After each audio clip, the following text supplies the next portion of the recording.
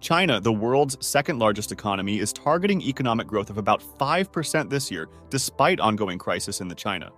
China plans to target an urban unemployment rate of around 5.5%, the creation of 12 million new urban jobs. The targets for GDP and other economic indicators were published as part of the opening of the National People's Congress annual meeting.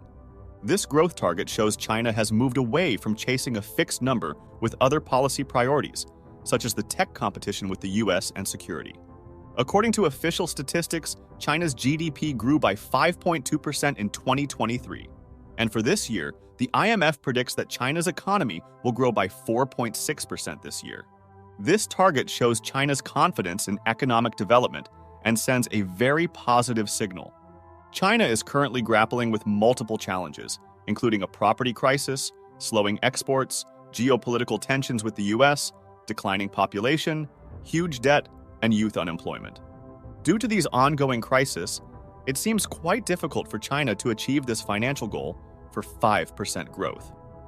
Chinese Premier Li Qiang also acknowledged that it will be a challenging goal in difficult times.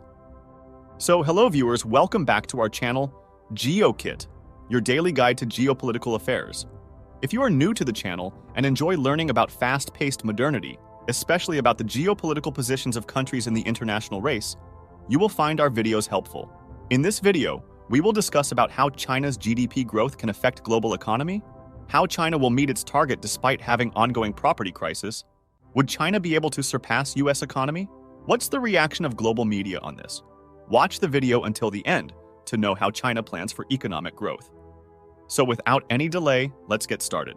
It was earlier predicted that China would outpace the US in economic growth. But the US has overtaken China to become the world's largest economy in 2023, with a 6.3% rise in GDP.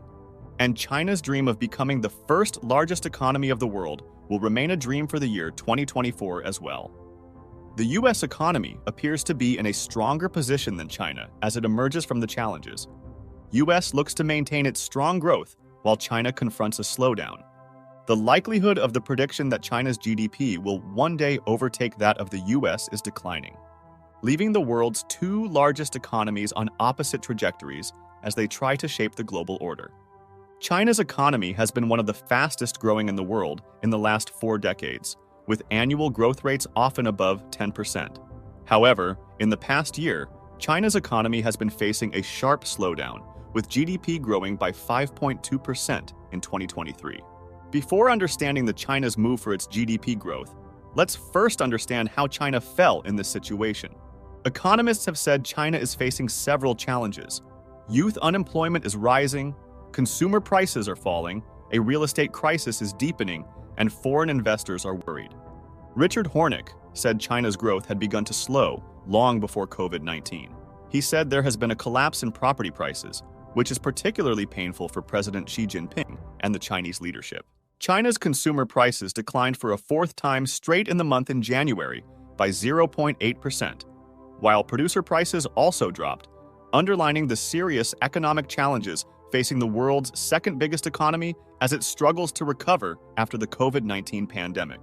Starting about 20 years ago, real estate became one of the most important ways that the Chinese Communist Party shared the wealth generated in the economy with average citizens. For most people, their property ownership is their primary financial asset. Hornick further said the financial crisis of 2008 was the beginning of China's economic growth after it replaced its exports with more domestic consumption and shifted its investment into real estate and infrastructure. While US GDP growth is not heavily dependent on exports. According to Hornick, it took Japan almost 20 years to restart the kind of growth that we had expected, and it might take 3 to 5 years for China's economy to regain its stability.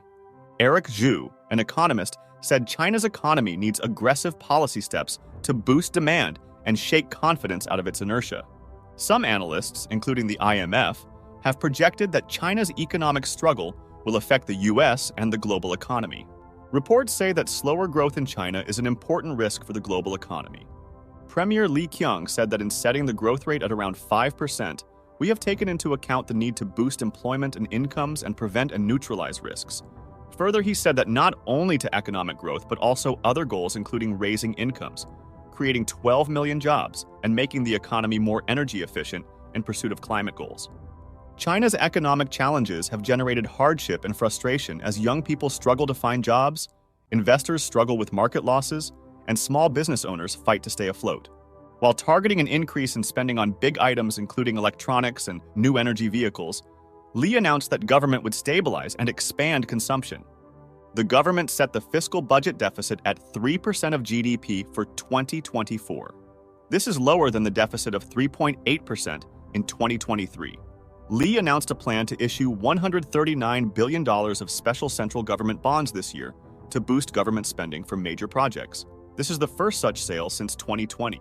Local governments will also be allowed to issue $542 billion of special bonds, which would be mainly used for infrastructure spending. While the total increase in bond issuances provides extra funding to strengthen infrastructure investments, there is no big plan other than this to support growth. In recent years, China have seen national security interests, COVID-19 issues, China efforts to tighten government control over industries like technology, entertainment, and real estate all take priority for Xi Jinping. Li also appeared to accept the criticism that China had gone too far toward prioritizing national security at the cost of economic growth, calling for the country to ensure that high-quality development and greater security reinforce each other. The overall percentage of defense spending in GDP is still smaller than those of the US and Russia, but the ratio is nevertheless growing. Beijing's military budget will increase 7.2%, matching last year's rate of rise. China has strengthened its military activities around Taiwan in recent years. The targets were widely in line with market expectations, but analysts cautioned that the 2024 target would be harder to achieve than in 2023, when growth, which came in at 5.2%, was flattered by a low base effect during the pandemic. As part of its strategic goals, China boosted its annual budget, which is biggest since 2019, increase for science and technology by 10% to an exceptional $51.6 billion amount. Large part of Li's speech focuses on technological innovation. Before we move on to discussing what type of technological innovations were mentioned in the speech given by Li Qiang's, I'd like to hear from you. Are you finding this video informative? Feel free to share your thoughts and questions in the comment section below. And if you're finding it helpful, please consider liking and subscribing to our channel. Your support means a lot to us and helps us create more content that you'll love. Let's continue this journey together. Large part of Li's speech focuses on technological innovation, which may also be Beijing's response to the US-led effort to restrict its access to some core technologies, such as advanced semiconductor chips. These policy proposals have a lot to do with challenges that China faces internationally. Here is the list of Chinese top 6 export product groups in 2022 that are highly valued in the market. Electrical machinery and equipment, $954.8 billion. Machinery, including computers, $552 billion. Vehicles, $105.2 billion. Plastics, $143.5 billion. Furniture, bedding, lighting, signs, prefabricated buildings, $130.9 billion.